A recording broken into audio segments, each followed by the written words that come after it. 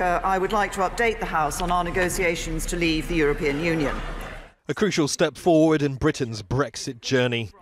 We have an agreed text between the UK and the European Commission.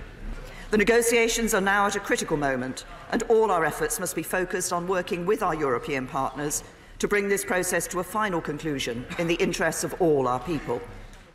A draft political declaration's now in place, determining the future political relationship between the EU and UK. But the 26-page document was attacked by politicians for crossing some of the government's earlier red lines and failing to provide many details.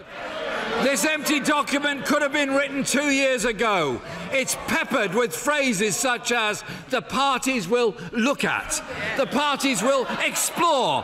What on earth has the government been doing for the last 2 years?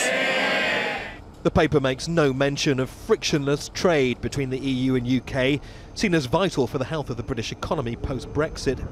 The EU and UK will be regarded as two separate markets, making hard barriers almost inevitable. It has big implications here on the border between Northern Ireland, a part of the UK, and the Republic of Ireland, an EU member. The UK says it's now pursuing a high-tech solution to keep goods and people moving. The draft plan also says both sides aim to provide visa-free travel, only for short-term visits. Longer trips may now require visas. In addition, the document leaves room for an extension of the 2-year transition period after Brexit, aimed at easing Britain's departure.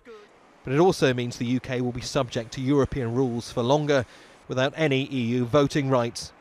The plans will now be decided on a political level by EU leaders in Brussels on Sunday.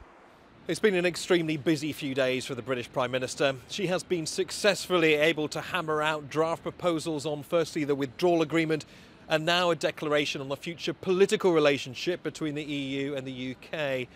But as Theresa May's big Brexit plans head to Brussels, she knows that those plans could flounder at any stage, either voted down by the EU or voted down here in Parliament.